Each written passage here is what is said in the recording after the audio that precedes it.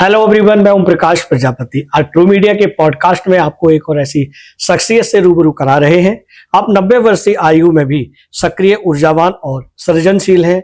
आप हैं doctor BL Gaur जी, एक इंजीनियर, साहित्यकार, चिंतक, अनेक सम्मानों से सम्मानित और अनेक पुस्तकों के रचयिता, गौर सन्स इंडिया लिमिटेड के संस्थापक और व्यक्तित्व कृतित्व के धनी आप हैं डॉक्टर BL गौड़ साहब। BL गौड़ साहब, आपका ट्रू मीडिया के पॉडकास्ट में हार्दिक अभिनंदन है, स्वागत है। धन्यवाद आपका। गौड़ साहब, हम प्रश्न आपको देते हैं कि गौड़ साहब, 90 वर्ष की आयु में समृद्ध जीवन यात्रा को आप पीछे मुड़कर जो देखते हैं तो कौन सा पड़ाव आपको सबसे अधिक संतोष देता है? अगर पीछे मुड़ के मैं देखता हूँ तो वो समय था 1960 से 67 तक का जी। तो ये 6 से 7 साल मैंने मध्य प्रदेश के विंध्याचल के जंगलों में गुजारे, क्योंकि रेल का एक बड़ा प्रोजेक्ट 100 किलोमीटर का वहाँ बनना था और मुझे काम दिया गया था वहाँ सर्वे के बाद निर्माण का। तो वहाँ मैं प्रकृति की गोद में बहुत अच्छा महसूस मैंने किया और प्रकृति से मुझे लगाव बचपन से था। तो वहाँ ऐसी भी स्पॉट थे कि जहाँ दिन में 11 बजे अंधेरा हो जाता था, इतने घने पेड़ थे और बड़ा दर्द होता था जब अपनी कंपास के हिसाब से उनको कटवाते थे तो बहुत तकलीफ होती थी कितने हरे भरे पेड़ों को। लेकिन रेल का आदेश था और हमें ये देखना होता था कि हमारा रेलवे लाइन का जो ट्रैक है यहाँ ज्यादा इकोनॉमिकल है या फिर वहाँ ज्यादा इकोनॉमिकल है। तो काफी पेड़ कट जाते थे इसमें। तो वो जो पीरियड था उसमें बड़े अजीब अजीब किस्से जो मेरे जीवन का हिस्सा बने। असल में उससे पहले मैं परमात्मा में इतना विश्वास नहीं करता था, लेकिन उन 6 साल 7 साल के पीरियड में मैंने ईश्वर को बहुत नजदीक से देखा और यह एहसास किया कि हम बड़ी गलती पर थे। फिर मैंने स्वयं से तर्क किया, अगर मान लीजिए एक आदमी या आपका ड्राइवर सड़क पर है, आप उसे आवाज दे रहे हैं और वहां आवाज नहीं पहुंच रही, इसका मतलब ये नहीं है कि वो ड्राइवर वहां नहीं है, वो तो है, आपकी आवाज नहीं पहुंच रही है। क्या बात है, क्या बात। तो ये एहसास मुझे जंगलों में हुआ और मेरा ऐसा मानना था कि पिताजी शिव भक्त थे काफी, उन्होंने बड़े संस्कार दिए। उनके 1-2 वाक्य ने ही मेरी जीवन की दिशा बदल दी। जैसे वो कहा करते थे कि हारिए न हिम्मत, बिसारिए न राम। वाह। तो ये एक मूल मंत्र था कि जब भी जीवन में कहीं कुछ ऐसा हुआ तो वो बात उनकी याद आई। क्या बात है। गौड़ साहब, एक इंजीनियर के रूप में आपकी सोच और एक साहित्यिक के रूप में आपकी संवेदनशीलता, इन दोनों में आपके व्यक्तित्व को किस प्रकार से गढ़ा? देखिए प्रजापति जी, इंजीनियर होना तो एक रोजी रोटी से जुड़ा हुआ मामला था और अक्सर ऐसा देखा गया है कि व्यक्ति का कर्म कुछ और होता है और धर्म कुछ और होता है। मेरा धर्म से मतलब वो धर्म नहीं है जो आजकल चर्चा का विषय है। जैसे मैं कहता हूं कि चीनी का धर्म है मीठा होना, मिर्च का धर्म है तीखा होना। तो व्यक्ति का जो धर्म है, एक तो कर्म के प्रति है कि हमें कर्म क्या करना है। अब रहा संवेदनशीलता का सवाल, तो मैं ये जानता हूं और महसूस करता हूं कि हर व्यक्ति में होती है, कहीं थोड़ी, कहीं ज्यादा, कहीं कम, इस तरह से। क्या बात है, बहुत अच्छे। गौड़ साहब, हम ये भी जानना चाहेंगे कि व्यवसाय, इंजीनियरिंग और साहित्य तीनों अलग अलग क्षेत्रों में सक्रिय रहते हुए आपने अपने भीतर के रचनाकार को कैसे जीवित रखा? मेरा मानना यह है कि जिस दिशा में भी आप कदम बढ़ा रहे हैं उसके अंत तक जाइए, बीच में रुकने से कोई फायदा नहीं है। इंजीनियरिंग और औद्योगिकी या मेरा कार्य क्षेत्र वो निर्माण से जुड़ा हुआ था। जब मैं भारत के रेल विभाग में था तब भी, और जब स्वैच्छिक मैंने सेवानिवृत्ति ले ली उसके बाद भी मेरे सामने प्रश्न था कि मुझे क्या करना चाहिए। फिर मैं निर्माण के क्षेत्र में आ गया। ये करीब 10 साल पहले मैंने रेलवे को छोड़ दिया था और उसके बाद कोई ऐसी दैवीय शक्ति थी जो मुझे कहती थी कि रेल छोड़ो। 31 साल रेलवेज में गुजारना, हमारे चीफ इंजीनियर साहब ने मुझे बुला के कहा था अपने कमरे में कि रेल के इतिहास में ये पहला वो है पड़ाव। जो कोई व्यक्ति 31 साल की नौकरी में बंगला, ट्रॉली जो रेल पे चलती है वो, नौकर चाकर, फ्री की निःशुल्क सुविधाएं, कहीं जाइए कुछ भी करिए, फर्स्ट क्लास का, ये सब 3 घंटे में छोड़ करके मैंने रेल से बाहर आ गया। तो बस कोई शक्ति थी कह रही थी छोड़ दो छोड़ दो, और मन में एक ही सवाल था कि ये जो गरीबी है इससे लड़ाई कैसे लड़ी जाए, बस। क्या बात है। और ये प्रश्न 2-3 साल तक मेरे पीछे हाउंड करता रहा। फिर मुझे एक उत्तर मिला कि जब तक एक व्यवसाय नहीं छोड़ोगे दूसरे में खड़ा नहीं हो सकते। तो मैंने इतनी बड़ी लंबी रेल की सेवा छोड़ करके मैं अपने क्षेत्र में आ गया। बहुत अच्छी जानकारी। गौड़ साहब, अभी आपने कहा कि निर्माण कार्य के क्षेत्र में आप आए। एक आपकी रचना बहुत ही फेमस है और अक्सर जो आपके श्रोता हैं वो आपसे कहते हैं कि जहाँ निर्माण होता है वहाँ आवाज होती है। हम चाहेंगे कि हमारे दर्शकों को वो रचना भी आ सके। मुझे याद आता है कि ये प्रश्न जो आप पूछ रहे हैं आज से करीब 10-15 साल पहले दैनिक जागरण के एक पत्रकार ने मुझसे किया था, और यही मैंने रिपीट किया था हंसराज कॉलेज में। मैडम रमा ने मुझे बुलाया था बच्चों को लेक्चर के लिए, वहां भी मैंने ये 4 पंक्तियां की। पत्थरों की काट से जो शोर होता है, पत्थरों की काट से जो शोर होता है, समझ लीजिए कहीं निर्माण होता है। पत्थरों की काट से जो शोर होता है, समझ लीजिए कहीं निर्माण होता है। और सच कही है बात जो मैंने कही, ईंट पत्थर रेत में भी प्राण होता है। वाह वाह वाह। ईंट पत्थर रेत में। ये 4 लाइनें आपकी बहुत फेमस है और अक्सर आपकी इन 4 लाइनों को आपके श्रोता, आपके मित्रगण, आपके शुभचिंतक हमेशा याद करते हैं। आपको बहुत बहुत साधुवाद। गौड़ साहब, हम जानना चाहेंगे कि गॉडसन्स इंडिया लिमिटेड की स्थापना के पीछे आपका मूल विचार और सपना क्या था, जो आज उस यात्रा को आप किस दृष्टि से देखते हैं? देखिए, जब मैं रेल से स्वैच्छिक सेवानिवृत्ति लेके बाहर आया जी, तो 1-2 महीने तो थोड़ा सा जश्न में बीत गए, क्योंकि 31 साल के बाद मुझे रेल से 1,60,000 रुपये मिले थे। अब 1,60,000 जो थे वो उससे क्या शुरू किया जाए, तो देखा जाए तो मेरे जो मित्र लोग थे उन्होंने कहा कि भाई तुम स्कूटर पे चलते हो, तुम्हें बिल्डर कौन मानेगा, तो सबसे पहले तुम गाड़ी लो। तो किसी प्रकार मारुति ली गई और उस मारुति में 1 लाख रुपया चला गया। अब बचे केवल 60,000। तो ये और गड्ढे की तरह हम चले गए कि 60,000 में क्या बिजनेस शुरू होगा। फिर बहुत सारे मित्र थे, उनसे हमने बात की, अरे गौड़ साहब क्या बात करते हैं, मेरे फंड में 1 लाख रुपया है, मैं अभी देता हूँ। तो उस समय 1 लाख रुपया बहुत बड़ी बात थी, क्योंकि मैंने जब रेलवे छोड़ी है उस समय भी हमारी तनख्वाह 3,500-4 हजार थी। 31 साल पहले 168 रुपए से नौकरी शुरू हुई थी एक जूनियर इंजीनियर की, और सीनियर सेक्शन इंजीनियर रिटायर होने पर वो तनख्वाह केवल 3,500 या 4 हजार, सब DA मिलाकर।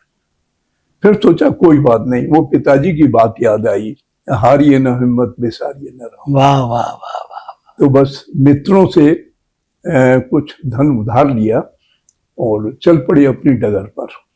वाह वाह। और बहुत छोटे से एक प्लॉट से, रेजिडेंशियल प्लॉट से शुरू होकर के आज उसकी कृपा है ईश्वर की कि हमारे पास जो गौड्स ग्रुप देख रहे हैं, और उसमें करीब 16 कंपनियां हैं। और जहाँ तक वो उस समय नींव रखी गई थी, और वो नींव इतना बड़ा पौधा बनेगा ये मेरे बस की बात नहीं थी, लेकिन कोई, मैंने कहा अदृश्य शक्ति, वो ईश्वरीय शक्ति, वो मुझे गाइड करती थी, क्योंकि इस क्षेत्र में मेरा कोई गुरु नहीं था जी। और एक गुरु मिले भी थे, तो वो एक बड़े ऊंचे योगी थे, और उनका जिक्र मैं नाम बता देता हूँ, डॉक्टर स्वामी कृष्ण मोहन दास राजगुरु रीवा जी। ये मेरे जीवन में आए जब मैं BSc सेकेंड ईयर में पढ़ता था, तब की बात। तो वो तो बाद में गुजर गए। मैं रेलवे में चुन लिया गया, 1 साल की ट्रेनिंग थी शाहजहानपुर में रेलवे टेक्निकल ट्रेनिंग सेंटर में। वहां से हम जो ट्रेनिंग करके फिर रेलवे के इंजीनियरिंग डिपार्टमेंट चले। क्या बात है, बहुत अच्छी यात्रा है, बहुत ही सार्थक यात्रा है आपकी। आप हमारे युवाओं के प्रेरणा स्रोत हैं। गौड साहब, हम जानना चाहेंगे कि आपने जीवन में सफलता के अनेक आयाम देखे हैं। जी, आपके अनुसार सफलता और सार्थकता में क्या अंतर है? देखिए, सफलता और सार्थकता, सार्थकता आती है सफलता के बाद, क्योंकि हम जिस समाज में रहते हैं, सफलता हमने उसी से प्राप्त की है। जो धन अर्जन किया है वो भी हमारी सफलता का प्रतीक है कि इस लंबे अरसे में हमने धन अर्जन किया और हम एक नीचे गरीबी की रेखा से पार करते हुए इस लेवल पर आए। अब प्रश्न आता है कि जो हमने धन अर्जन किया उसकी सार्थकता क्या है, उसको, उस धन को हम कैसे व्यय करें, कैसे अपने ऊपर खर्च करें, कैसे समाज के ऊपर खर्च करें। तो जब तक उस धन को समाज के ऊपर नहीं खर्च किया जाएगा वो सफलता नहीं है। उस क्षेत्र में मैंने काफी काम किया। जब मैं परेशानियों में था, यानी 95 के दौर में, उस समय भी मैं काम करता था, लोगों के लिए मुफ्त कैंप लगाना। और आपने तो देखा है जहाँ आपका स्टूडियो है, वहीं मेरा कैंप लगता था। 15 दिन में एक बार, एक महीने में एक बार निःशुल्क कैंप लगता था। तो वहां से शुरुआत हुई। फिर बाद में बड़े मजदूरों के बच्चों के लिए स्कूल खोला। फिर मतलब क्षेत्र आगे बढ़ता गया, निर्माण का काम भी आगे बढ़ता गया, बच्चे दोनों आ गए साथ में, तो उन्होंने कमान संभाली। 2005 तक मैं बड़ा एक्टिव रहा, बहुत ज्यादा। यानी मैंने बाद में एक किताब लिखी, कैसे बने विश्वकर्मा, फिर उसको इंग्लिश में लिखा मैंने, हाई राइज बिल्डिंग कंस्ट्रक्शन। आज भी अगर वो कहीं ITI में या इसमें कॉलेज वगैरह में पढ़ाई जाए क्लास में, उसको पढ़ने के बाद 12वीं क्लास का बच्चा एक अच्छी नौकरी पा सकता है। और वो किताबें हैं, मैं भेजता रहता हूँ, लोगों को देता रहता हूँ, पढ़ते रहते हैं लोग। तो ये 2005 तक संघर्ष रहा। उसके बाद बेटों ने धीरे धीरे लगाम छोड़नी, मैंने अपना परिश्रम कम किया, उन्होंने अपना परिश्रम बढ़ाया। क्या बात है, ये तो उस पीढ़ी की जिम्मेदारी है कि जो आपने पौधा वृक्ष बना है उसको देखें, उसे संभालें और उसे आगे बढ़ाएं। जी गौड साहब, हम जानना चाहेंगे कि आज के दौर में युवा बहुत जल्दी सफलता पाना चाहता है। अपने अनुभव के आधार पर आप उन्हें धैर्य, संघर्ष, निरंतरता के बारे में क्या संदेश देना चाहते हैं? देखिए, आज का युवा अपनी जगह बिल्कुल सही है, मैं उसे गलत नहीं कहूँगा। क्योंकि जो ज्ञान हम पहले 25 साल में अर्जित करते थे, आज वो 16 साल का बच्चा वो ज्ञान अर्जित कर लेता है। हमने तो भ्रमण किया करीब 20 देशों में। आज का बच्चा घर बैठकर देख लेता है कि अमेरिका कहाँ पर है, न्यूयॉर्क कहाँ पर है, वहाँ क्या हो रहा है। क्योंकि सोशल मीडिया जिस तेजी से पिछले 2 दशक में आगे बढ़ा है, उसने बच्चों को बहुत ज्ञान दे दिया। और लेकिन एक उतावली भी हमारे युवा को दे दी कि कैसे जल्दी से हम ये करें, कैसे जल्दी से हम वो करें। बस मैं उनको यही कहना चाहूँगा कि इसमें कोई बुराई नहीं कि आप बहुत आगे बढ़ना चाहते हैं, तेजी से आगे बढ़ना चाहते हैं, लेकिन उसमें इतनी तेजी ना हो कि आप गिर पड़े। हर पड़ाव पर चल करके थोड़ा सोचें, और कहीं असफलता आती है तो वो आपकी सफलता की कुंजी है, वहां से लौटना नहीं है, आगे बढ़ना है। वाह, ये मेरा संदेश उन युवाओं को है। वो प्राप्त करेंगे, उनका ध्येय अगर सही है, उनका रास्ता ठीक है, तो वो अचीवमेंट कर लेंगे। वाह, बहुत अच्छा संदेश आपने हमारे भारत के युवाओं को दिया है। गौर साहब, ये भी जानना चाहेंगे कि आपकी लगभग 20 देशों से अधिक यात्राएं आपकी हो चुकी हैं, जो साहित्यिक भी रही हैं, व्यावसायिक भी रही हैं। इन यात्राओं के दौरान ऐसा कोई अनुभव सकारात्मक या नकारात्मक रहा हो जिसने आपके दिल को छुआ हो? पहले हम एक बड़े एक्सीडेंट की बात करते हैं। हुआ ये कि 11 दिन की समुद्र की यात्रा करने के बाद क्रूज में जी हम लोग शायद ऑस्ट्रिया गए, ऑस्ट्रिया और रोम जाना था। तो वहां से हमें जाना था फिर एक ऐसी जगह जहां एक पिक्चर की शूटिंग हुई थी, सैंड एंड ऐसा कुछ नाम था अंग्रेजी की। जी। वो 20 साल चली, मतलब वो इतनी अच्छी पिक्चर थी। वो जगह को हमें देखना था, तो वहां जाना था। तो मेरे हाथ में 2 बड़े बड़े ब्रीफकेस थे, जिनमें मेरी मिसेज भी साथ में थी, एक दोस्त भी हमारे साथ में थे, और वो अभी नोएडा में रहते हैं। वो चले गए, और मैं जब चलने लगा, इसको एलिवेटर बोलते हैं, जी जी जी, एक्सेलेटर, एक्सीलेटर चढ़ने लगे। तो मैं सोच रहा था कि देखो कैसे लोग यहाँ काम करते हैं। एक आदमी बीच की रेलिंग पर जैसे कोई चीज सरकती है, अंग्रेज था, सरकती है और ऐसे तेल डालता आ रहा है दोनों तरफ। तो मैंने कहा एक आदमी मैकेनिकली कैसे काम कर रहा है। मैं उसको देख रहा था, पीछे का ध्यान नहीं रहा। तो वो क्या हुआ कि वो उसका पहिया सूटकेस का वो उसमें अड़ा एक्सेलेटर में, और मैं उल्टा गिरा। उल्टा गिरा 5-6 सीढ़ी के बाद, सिर मेरा पीछे, पैर आगे। उन्हीं दिनों मैंने पढ़ा था किसी बच्ची का पैर एक्सेलेटर में पंजे कट गए थे। तो मैंने सोचा कि आज तुम्हारा अंतिम दिन आ गया है। उस सूटकेस भी पीछे छूट गए, और मैं उल्टा ऐसे जा रहा हूँ, और वहां 200 आदमी चिल्ला रहे हैं stop the accelerator, stop the accelerator, लेकिन वो बंद नहीं हो रहा। जब आखिर की 3 सीढ़ी रह गई, तो जो आदमी मैं देख रहा था वो कूद के आया, यानी एक एक्सेलेटर से कूद के आया, और उसने मुझे सिर से पकड़ के सीधा खड़ा कर दिया। वाह। तो मैंने उस दिन ईश्वर बहुत याद आए।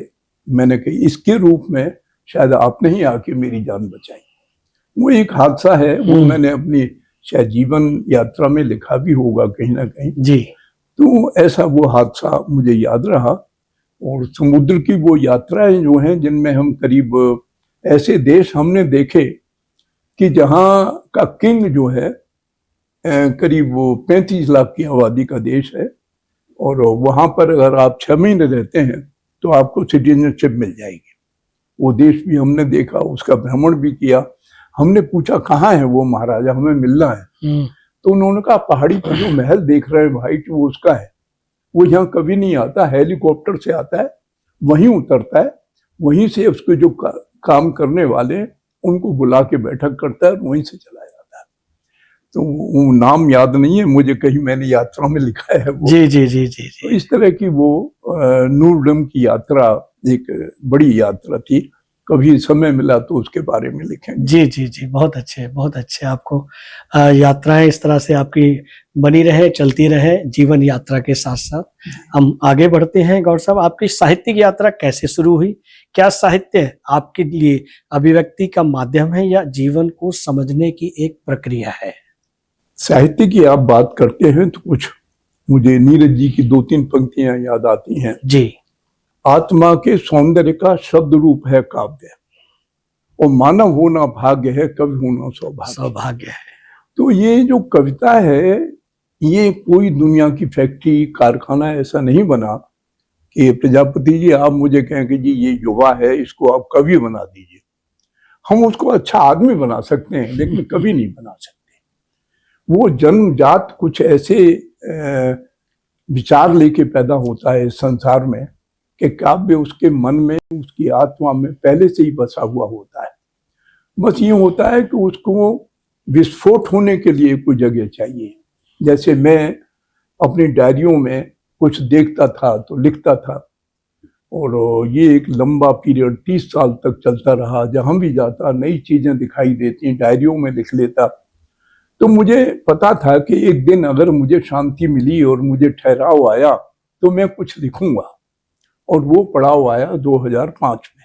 2005 में आते आते हमें काफी स्थिरता हमारे व्यवसाय में आ चुकी थी, और हमारी बेटी हमारे साथ जुड़ चुके थे, और कार्य बड़ी तेजी से आगे बढ़ रहा था। और हम 2005 तक करीब 10 प्रोजेक्ट्स बना चुके थे। तो वहां ठहराव मिला।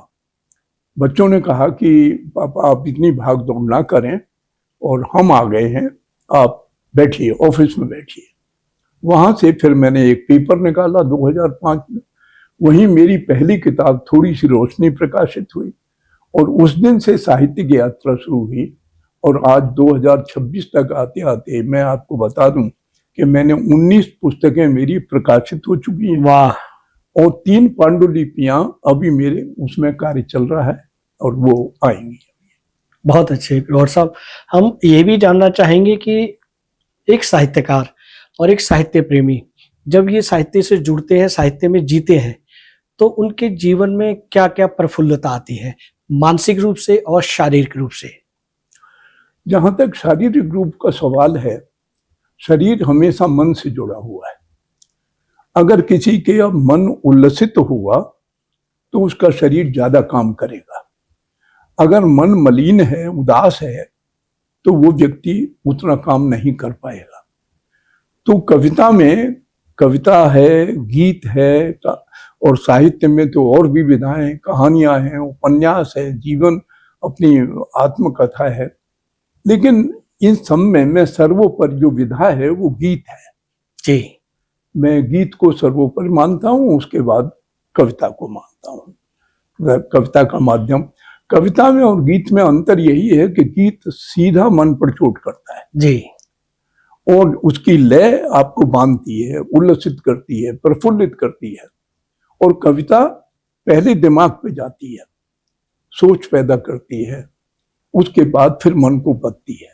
ये वाह। अंतर है कविता। ये कह सकते हैं कि साहित्यकार और साहित्य प्रेमी अगर साहित्य के साथ जीता है तो मानसिक रूप से और शारीरिक रूप से स्वस्थ रहता है, स्वस्थ, उसकी आयु भी बढ़ती है। हाँ, और मैं अपने बारे में भी आपसे यही कहूंगा कि इस 9 दशक का जो पड़ाव है, ये उदाहरण है, मुझे साहित्य ने ही जीवित क्या बात है, क्या बात है, बहुत बहुत।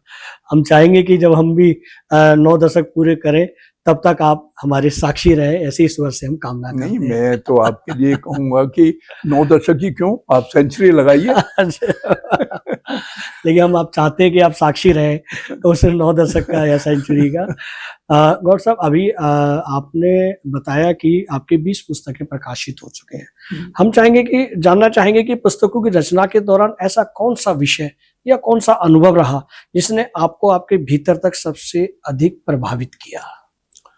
मेरे साहित्य में गीत को अगर लें तो करीब, गीत और कविता को मिला के जी करीब 11 पुस्तकें हैं जी। और उसमें मैं आपसे ये बताना चाहूंगा कि गीत और कविता बनाए नहीं जाते जी। ये ऐसा मैं मानता हूं कि जब तक माँ सरस्वती का वरदान आपके पास नहीं होता। उर्दू के शायर कहते हैं कि इल्हाम होता है। वो इल्हाम क्या है? जैसे आजकल मैं महीने में, मान लो मैंने एक ही कविता लिखी, पहले बहुत स्पीड थी, अभी मैंने अब थोड़ा सा, अब कविताओं में वो नहीं है कि ये इतना प्रेम की बात हो जो आज से 10 साल पहले थी। अब कविताओं ने दर्शन का रूप ले लिया है। वाह। जैसे बहुत दिनों के बाद एक कविता आई कि दिन छोटा है रात बड़ी है। दिन छोटा है रात बड़ी है, जाने कौन कि किस चौराहे घूंघट ओढ़े मौत खड़ी है। वाह। दिन छोटा है, रात बड़ी है। ये कविता अभी 2 महीने पहले लिखी गई। उसी प्रकार अब इस दशक की बात करें तो कुछ लाइनें मैं और आपको बताना चाहूंगा। स्वागत है। कैसे कहूं कि मेरा और तुम्हारा अब कोई संबंध नहीं। वाह। अगर गाने वाले गाएंगे तो उसकी टून दूसरी होगी, मीटर में बोलेंगे तो तरीका अलग होगा। मैं गा नहीं सकता, मंच पर मेरी कमी है जी, और मंच पे मैं जाता भी नहीं हूँ क्योंकि आजकल मंच कवियों के मंच नहीं रहे। अब मंच रह गए हैं कि आप किसको कितना हंसा सकते हैं जी, और वो कला हमें आती नहीं है, ये परेशानी। तो वो अगर उसमें कोई गाए उसको तो वो ऐसे रहेगा, कैसे कहूं कि मेरा और तुम्हारा अब कोई संबंध नहीं। तो मैं तहत में ही आपका जी कि मेरा और तुम्हारा अब कोई संबंध नहीं। कैसे कहूं कि मेरा और तुम्हारा अब कोई संबंध नहीं। नदियां चली जलद से मिलने, नदियां चली जलद से मिलने, गाती गीत मिलन के, और मिल सागर से कितना रोई कितने आंसू छलके। वाह वाह वाह वाह वाह। बहुत अच्छे, बहुत अच्छे। यह सब देख कहूं मैं कैसे हम्म। कि मीठे और खारे का होता कोई संबंध नहीं। वाह। मीठे और खारे का का होता कोई संबंध संबंध नहीं। नहीं। और कैसे कहूं कि मेरा और तुम्हारा अब संबंध कोई नहीं। संबंध वाह नहीं। वाह वाह। तो इस तरह की रचनाएं गौर साहब, आपकी रचनाओं को मैं भी सोशल मीडिया पर अक्सर देखता रहता हूँ और आपके शुभचिंतक भी देखते हैं और बहुत सारे प्रतिक्रियाएं देते हैं कि आप प्रकृति और प्रेम की काफी नजदीक हैं। हाँ, और वो चाहे भोर का समय हो, चाहे प्रकृति का हो, वनस्पति का हो, वो बहुत आकर्षित करती है। जीते हैं हम उसमें। जी। आप तो उसका लेखन करते हैं, लेकिन हम लोग उसमें जीते हैं जब पढ़ते हैं उसे। इसी प्रकार जो आपने विदेश यात्रा, मैं स्विट्जरलैंड में बैठा हुआ था जी। अगस्त के महीने में, तो मिसेज अंदर लेटी हुई थी। मेरी आदत है कि मैं बेडरूम में रहता नहीं, बरामदे में आके बैठ गया, कहीं उधर बैठ गया। तो मैंने जैसे खिड़की खोली, बड़ी तेज हवा आई, तो मैंने उसको बहुत कम किया और मैं देखता हूँ कि पहली किरण सूर्य की आ रही है और वो एक हिमखंड वो गल रहा है दोनों तरफ से। बस वहां से वहां अभी, हाँ, हमने वो भी पढ़ा है। कृपया उसकी भी 4 लाइनें हमारे दर्शकों को बताएं। जी। ये हिमखंड गलो मत ऐसे, ये हिमखंड गलो मत ऐसे, जैसे मेरी उम्र गली। वाह। मैं रोया तो व्यर्थ गया सब, तुमको फिर भी नदी मिली। ये हिमखंड गलो मत ऐसे, जैसे मेरी उम्र गली। मैं रोया तो व्यर्थ गया सब, तुमको फिर भी नदी मिली। मुझ में तुम में अंतर केवल, मुझ में तुम में अंतर केवल, मैं भी कोमल तुम भी कोमल।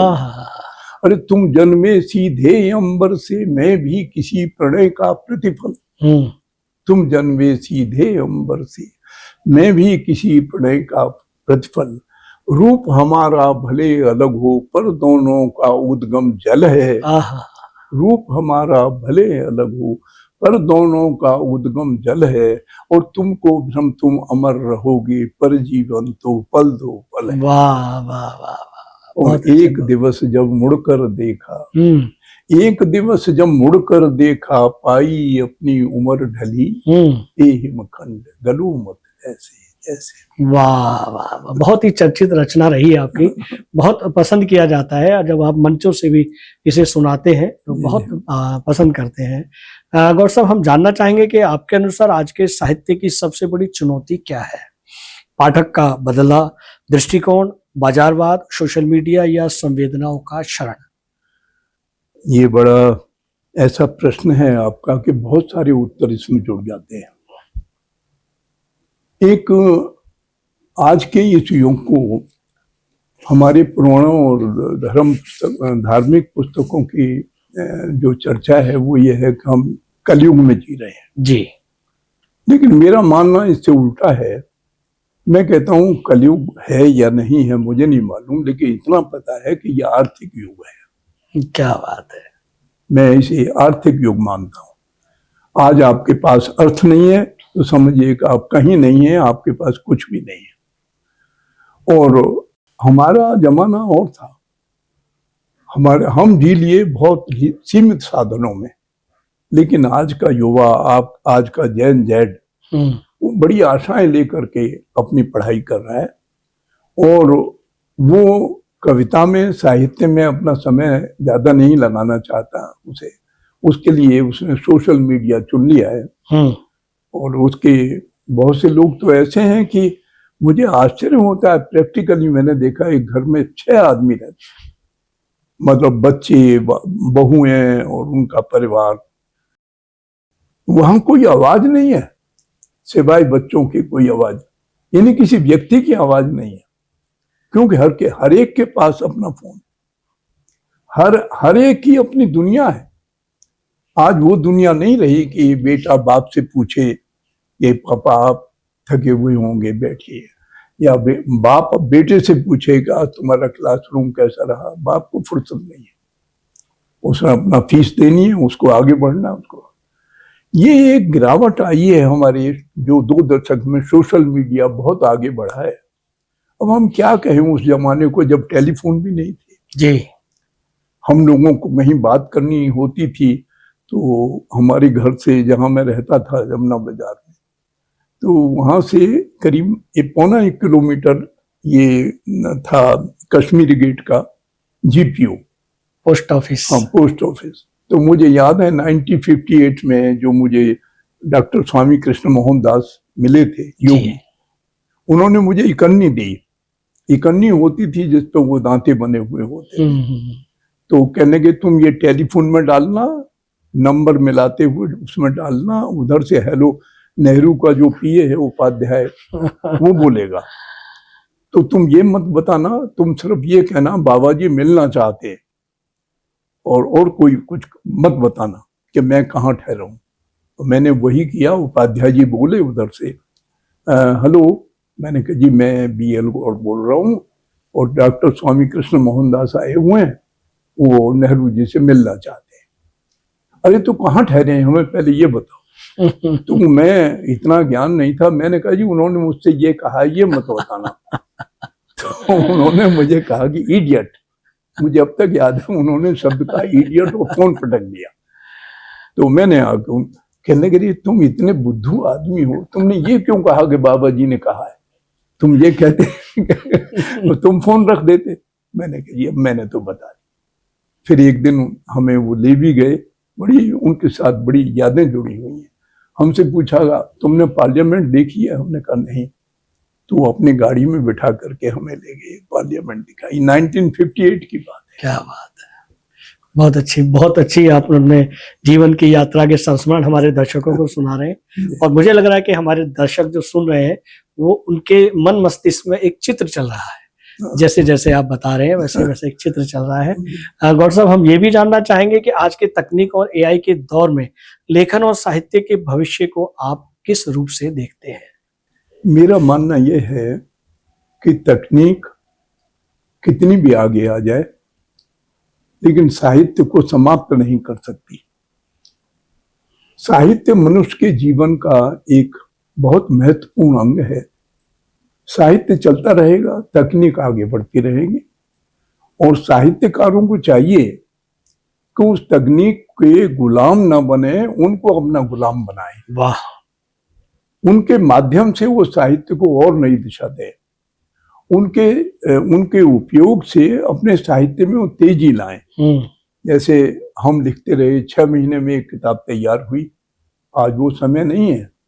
आज लोग क्या कर रहे हैं, बड़े बड़े विद्वानों को मैं देख लेता हूँ कि एक चैट जीटीपी आया है जी, उसमें एक सवाल डालिए आप, उसके 15 उत्तर आपके पास आ जाते हैं।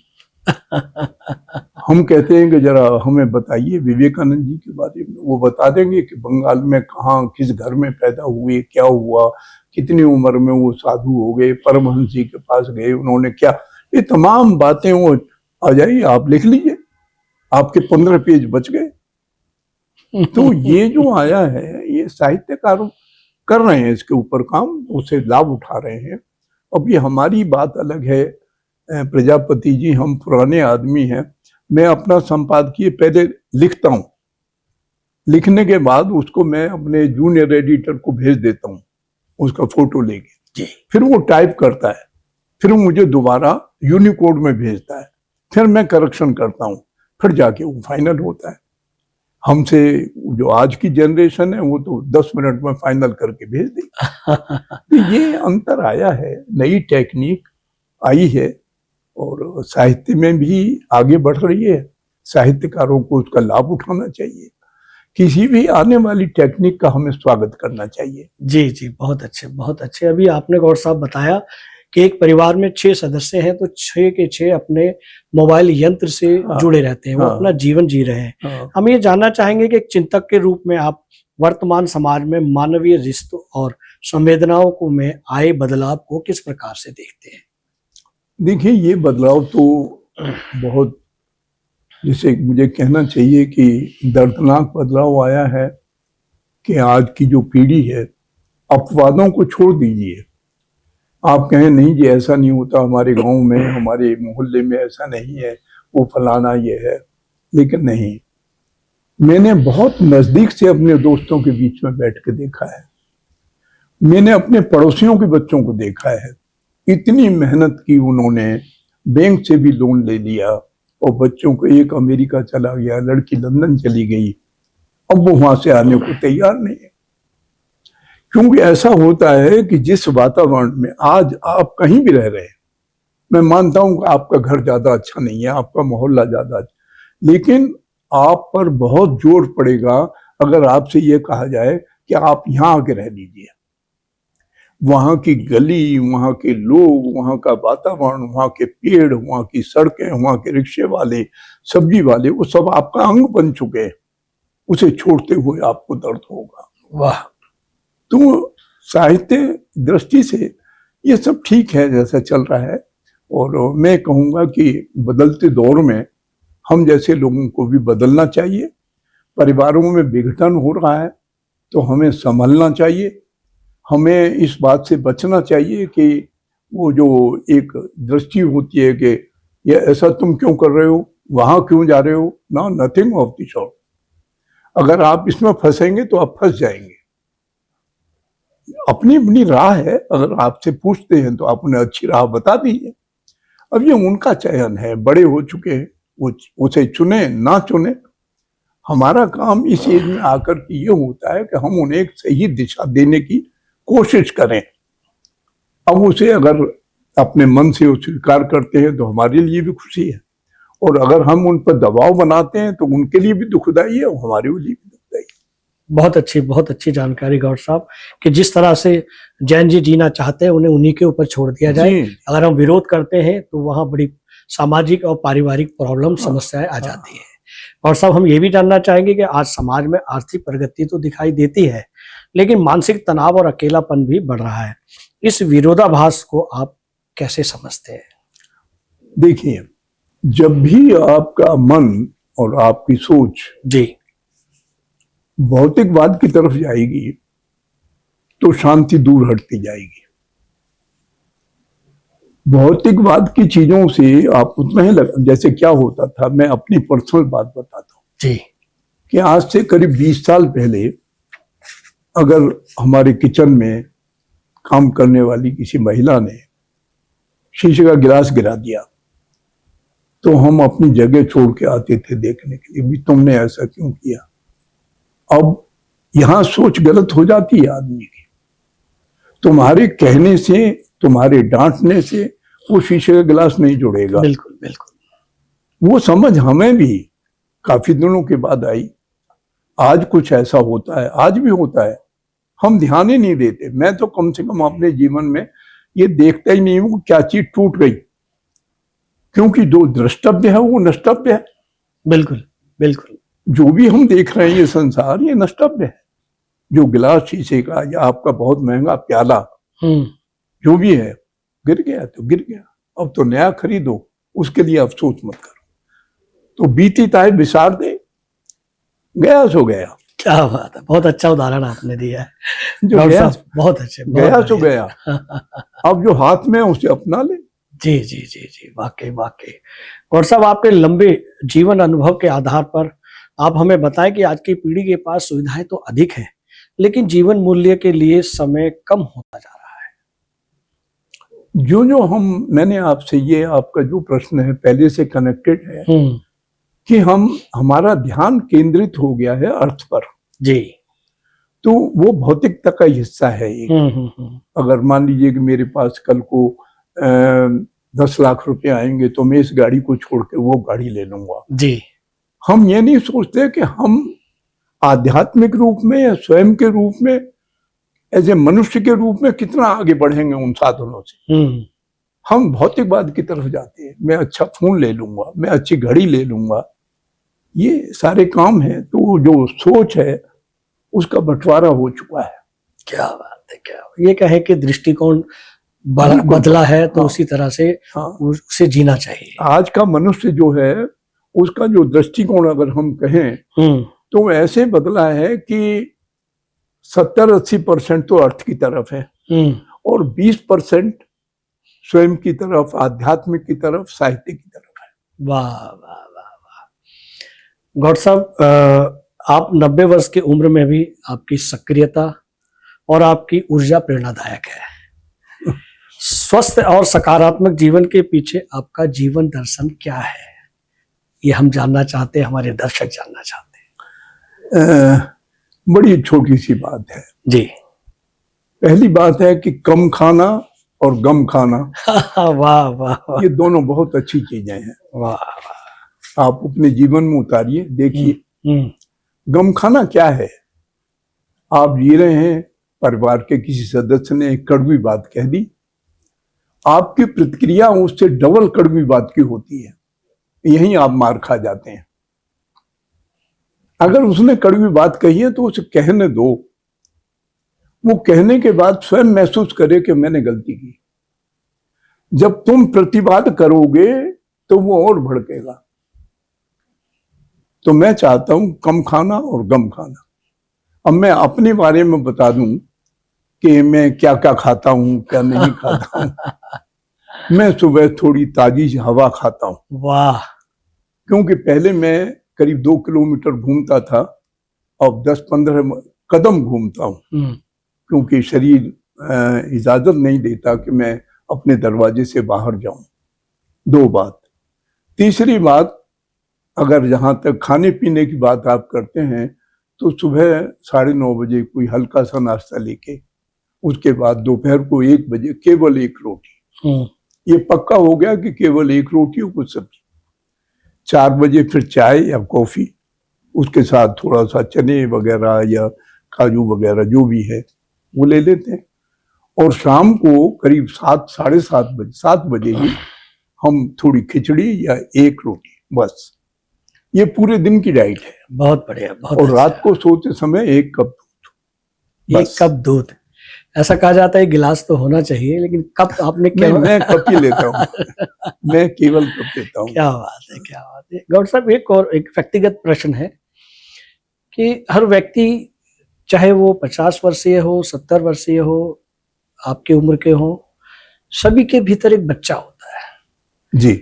एक हम बैठे हैं, हमारे भीतर एक बच्चा है जिसकी अपनी लालसाएं, अभिलाषाएं होती हैं, मन इच्छाएं होती हैं। आपके भीतर जो बच्चा है, आपने डाइट बता दिया, ये खाना है, जो पहनते हैं, जैसे रहते हैं, फिर भी एक बच्चा अंदर से कचोटता है जी कि आज खट्टी मीठी टॉफी हो जाए, या गोलगप्पे का पानी हो जाए, या सांभर वड़ा हो जाए। ऐसा कभी आपको लगता है कि बच्चा क्या कहता है? हाँ, बच्चा कहता है। और फिर बच्चे को बच्चा बजाने के लिए मेरे परिवार के सदस्य बहुत अच्छे हैं। क्या बात। मेरे बेटे, मेरी बहुएं, पोते, उनकी बहुएं, वो जब भी कोई नई चीज बनाएंगे, दादाजी को पहले यहाँ बुलाओ। अब मैं उन्हें कहता हूँ, भाई मुझे एसिडिटी। अरे कुछ नहीं होता दादाजी, आप खाइए। तो वो मन तो पहले से कर रहा है कि ये आज छोले भटूरे खा रहे हैं। बच्चा कर रहा है, बच्चे का मन कर रहा है। बच्चे का मन कर रहा है कि ये छोले भटूरे खा रहे हैं। और बहू और पोतों की बहू दोनों कह रही है, पापा एक में क्या होता है, खाओ। खा लेते हैं, एसिडिटी होती है, उसे भुगतते हैं, लेकिन बच्चे का मन रह जाता है। बच्चा जो भीतर है वो संतुष्ट हो जाता है। बस। बहुत अच्छे, बहुत बढ़िया, बहुत अच्छे। आपने अपने जीवन की वो व्यक्तिगत बात बताई है जो हमेशा राज बनी रहती है। ये भी एक जीने का सलीका है साहित्य के साथ। ये भी एक जरूरत की चीज है जीवन के लिए। और सर, हम जानना चाहेंगे कि एक उद्योगपति और साहित्यकार होने के नाते आप धन और ज्ञान के संबंध को किस प्रकार परिभाषित करते हैं? इस बारे में मैं एक उदाहरण आपको देना चाहूंगा जी। कि साहित्य अकादमी के पूर्व अध्यक्ष विश्वनाथ तिवारी जी एक बहुत बड़े विद्वान हैं, जो गोरखपुर में बेतिया आथा में रहते हैं। उनकी एक पत्रिका भी निकलती है। उन्होंने मेरी 2 किताबों का लोकार्पण किया। तो विवेक गौतम या पता नहीं कौन वो कर रहे थे संचालन। तो उन्होंने कहा कि देश के बड़े उद्योगपति और साहित्यकार भी अलगो। तो जो फाइनली तिवारी जी बोले, उनकी बातें मैं आपको सुनाऊंगा, दूसरे लोग भी सुन के आश्चर्य करेंगे कि मेरी समझ में नहीं आता। मैं इनकी दूसरी किताब का आज लोकार्पण कर रहा हूँ, जिसमें गोविंद व्यास, कुंवर बेचैन, ये सारे लोग थे और रामदास मिश्र भी थे। उन्होंने कहा, मुझे इसका समझ में नहीं आता, उद्योगपति और साहित्यकार ये क्या परिभाषा है। आज आप साहित्यकार की एक किताब का लोकार्पण के लिए आए, इसमें उद्योगपति कहां से आ गया? कहने आप में से शायद ही किसी ने टालिस्टॉय जो रूस के बड़े लेखक थे, उनका फार्म हाउस देखा हो किसी ने? कहने कि मैं वहां 2 बार गया हूं अपनी यात्रा में। आप अंदाज लगा सकते हैं कि उनके फार्म हाउस के बीच में से नदी बहती है। वाह, इधर की जमीन भी उनकी है, उधर की जमीन भी उनकी है। क्या बात है। और वो कितने बड़े साहित्यकार हुए। और दूसरा उदाहरण हमारे यहाँ है जयशंकर प्रसाद का, जिसने तितली, कंकाल और इन तमाम रचनाओं की रचना की है। अमर साहित्यकार जयशंकर प्रसाद, उनका तंबाकू का कितना बड़ा व्यापार था। यानी भारत में नहीं, भारत से बाहर भी व्यापार था, और वो कितने बड़े साहित्यकार थे। तो आप इन 2 चीज को मत मिलाइए। वो उद्योगपति हैं तो उनका स्थान अलग है, अगर वो साहित्यकार हैं तो उनका, यहाँ हमें कहना चाहिए एक साहित्यकार BL गौड़ हैं, आज उनकी कविता पुस्तक का हम लोकार्पण कर रहे हैं। तो बड़ा लोगों को आश्चर्य हुआ बहुत। अब जैसे विवेक गौतम ने या किसी और ने अपने आप को संभाला, और जब भी लिखते हैं अब BL गौड़ वरिष्ठ साहित्यकार। वाह वाह वाह, ये लिखते एक गौड़ साहब, एक धारणा है साहित्य समाज में, कहते जहाँ सरस्वती का ज्ञान वरदान जिस व्यक्ति पे होता है वहां लक्ष्मी जी नहीं होती है। ये क्या है, इसके ऊपर भी थोड़ा प्रकाश डालें। ये तो मैं क्या बताऊं प्रजापति जी, ये बहुत लोगों ने मुझसे कहा है कि जी ये क्या बात है कि लक्ष्मी और सरस्वती दोनों आपके साथ हैं। मैंने कहा वैसे मैं आपको बताऊं कि जितनी भी देवियां हैं वो सब देवियों में एक जैसी शक्ति है। उन शक्ति के बिना हर देवता बेकार है, पत्थर है। वाह वाह वाह। आज हम भगवान शिव को पूजते हैं, मैं भी मानता हूं, तो शक्ति पार्वती है, उमा है। अगर वो उमा, वो शक्ति उनके साथ ना हो तो महादेव क्या है? तो मैं समझता हूं कि चाहे वो लक्ष्मी हो, चाहे वो सरस्वती हो, मेरे लिए तो सरस्वती भी लक्ष्मी का रूप है और लक्ष्मी भी सरस्वती का रूप है। वाह वाह वाह। और ये उन दोनों की कृपा है वो मेरे साथ बनी हुई है। बहुत बढ़िया, बहुत अच्छा आपने संदेश दिया उन लोगों के लिए जो ये कहते हैं कि जिनके पास सरस्वती है वहाँ लक्ष्मी विराजमान नहीं होती, जो जहाँ लक्ष्मी है सरस्वती विराजमान नहीं होती। ये तो सभी के साथ ऐसा होता है, और आपने भी बताया कि सब ऊपर से प्रारब्ध है, ये सब तो हमें सक्रिय रहना चाहिए। बस हम आगे बढ़ते हैं गौड़ साहब के आज के युवा उद्यमियों और नए लेखकों के लिए आपका सबसे महत्वपूर्ण संदेश क्या होगा, जिससे वे समाज के साथ साथ अपनी संवेदनशीलता भी बनाए रखें? मैं तो उन्हें एक ही संदेश देना चाहूंगा जी, कि उसके पास एक विकल्प मौजूद है। आज के युवा के पास वो अपने जीवन में अच्छा धन अर्जित करके अपने जीवन को बहुत अच्छा बना ले। दूसरा ये है कि वो अच्छा आदमी नहीं, अच्छा मानव बने। बहुत अच्छे। तो मानव बनने के लिए साहित्य बहुत जरूरी है। साहित्य का अध्ययन नहीं होगा, साहित्य से अगर वो बिल्कुल दूर होगा, विमुख होगा, तो आदमी तो अच्छा होगा लेकिन मनुष्य नहीं बन पाएगा। तो मनुष्य बनने के लिए, उन संवेदनाओं को जीवित रखने के लिए उसे साहित्य का पठन पाठन करना ही चाहिए, साहित्य से जुड़ना ही चाहिए, साहित्य को समझना भी चाहिए और अपने जीवन में उसके मुताबिक ढालना भी चाहिए। वाह वाह वाह वाह। और साहब, यदि आपको 25 वर्षीय युवा स्वरूप आज संवाद करने का अवसर मिले तो आप उसे जीवन के बारे में क्या सलाह देना चाहेंगे? मैं यही सलाह देना चाहूंगा जो अभी मैंने कहा है कि मेरा स्वरूप 25 साल में, अगर BL गौड़ की बात करते हैं कि आज 25 साल का BL गौड़ मेरे सामने आके खड़ा हो जाए तो मैं कहूंगा वो अनपढ़ था। मैं यही कहूंगा कि वो अनपढ़ था। क्या बात है, क्या बात। शिक्षा जो है किताबी शिक्षा ही नहीं है, ये जीवन का इतना बड़ा क्षेत्र, ये तो पढ़ाई नहीं है उसने। बिल्कुल। तो इसलिए मैं कहता हूँ समाज में 2 तरह के लोग हैं, एक हैं लिखे पढ़े और एक हैं पढ़े लिखे। मेरे पिता 8वीं पास थे, वो पढ़े लिखे ज्यादा थे, लिखे पढ़े नहीं थे। आज का एक आदमी MSc है, PhD है, वो बहुत लिखा पढ़ा है। अब वो पढ़ा लिखा है या नहीं, जीवन का कितने नजदीक है ये हमें देखना पड़ेगा। जीवन यात्रा किस तरह यात्रा करेंगे जी, वो उनके अनुभव के आधार पर है। बहुत अच्छी जानकारी। गौड़ साहब, चलते चलते एक और हम प्रश्न करेंगे कि डॉक्टर BL गौड़ जो 90 वर्ष के अनुभव के बाद यदि आपको आने वाली पीढ़ी जैन जी या जैन अल्फा को कोई जीवन मंत्र छोड़ना है तो वो क्या होगा? जेड जैन जो है, जिसका अभी जंतर मंतर पर हुआ था, जिसकी एक तिलचट्टा पार्टी बनी है, कॉकरोच पार्टी, तो इससे पहले एक मेरा वो हुआ था पॉडकास्ट इंटरव्यू, उसमें भी यही प्रश्न पूछा गया था। बल्कि उसके बाद पांचजन्य के जो संपादक हैं हितेश शंकर जी, उन्होंने यहीं बैठकर फिर ये प्रश्न किया था कि इसके बारे में आपकी क्या राय। मैंने देखिए, युवा मन ऐसा होता है, इतना भोला होता है कि कुछ लोग उसमें जहर घोलने में बहुत आसानी से कामयाब हो जाते हैं। जो कुछ जंतर मंतर पे हुआ उसमें विद्यार्थी कम और बाह्य लोग जो थे वो ज्यादा थे।